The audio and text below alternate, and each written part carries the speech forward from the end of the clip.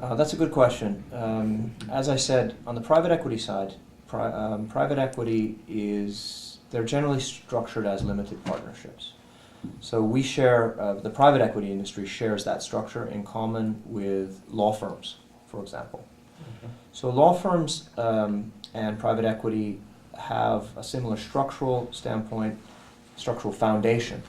So limited partnerships have some interesting characteristics. So first of all, there's unlimited liability, whereas with a public company or a corporate structure, the corporation is an entity and can accept liability. In a limited partnership, that's not the case.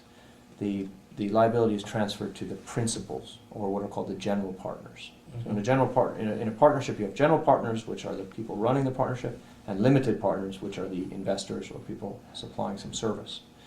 So, to get to the heart of your question, it's basically the management entity associated with the general partnership. So, first of all, this is a service business, as the legal profession is also a service business. So we're not making anything. We're not making products. So I think it's very important that you have productivity. Mm-hmm. If you have a factory where you're making pens, it's a question of the production line, and you can increase technology and have greater productivity. In a partnership and in the service industry, the productivity comes down to the individuals. Mm-hmm. So I think your question is a good one because it does put strains on people, because you don't have a structured 8-hour day, Mm-hmm. for example. You tend to work much longer hours, and you tend to be much more flexible. You need to be much more flexible in the type of work you're doing. So it involves also a lot of travel and a lot of meeting different people.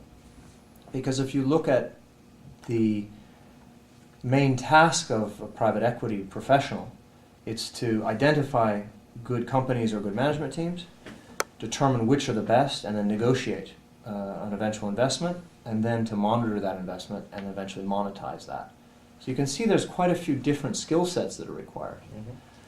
So I don't think it's by accident that the private equity industry hires talented people. You want to start with a highly intelligent person. I think the medical profession is a very similar profession. You want to hire just very intelligent people. And it's not a myth that professionals in the legal or medicine or private equity work very long hours, because that's how you become more productive, is just working long hours. And that does put strains on your family life and on your other priorities in your life. Mm-hmm. I would also touch on the relationships you have within the partnership, because these partnerships tend to last 10 years plus. And if you have multiple partnerships, it's 20 or 30 years. So it's very much comparable to a marriage, I guess. And you have to have a good relationship with the other partners within the partnership. So you have those two dynamics. You're trying to be productive, you're trying to have a good working relationship, and then all of that within the context of your other priorities, your personal life, your family. So there's no magic formula, but I think you'll also notice that there's a culture among private equity and in Silicon Valley. I don't think it's by accident that we have a nice climate here. People like to enjoy their time when they're outside of the office. I think my days typically, today is a good example. I get to the office at about 7 o'clock in the morning. I usually try and block out some time in the middle of the day. For example, I had a lunch today outside of the office. This is sort of downtime for me, meeting with you. Then I'll go back to work here in the office. Mm-hmm. I have a dinner tonight for a charity that I'm involved with, because that's one of my priorities. And then I have a conference call with our India office starting here at 8 o'clock until Mm-hmm. 10. And then again, I'll do the same thing tomorrow. So it's long hours, but it's a flexible type of working environment. And I can go outside and enjoy the weather or have exercise. So I think that's what you'll see is very common in the Silicon Valley culture.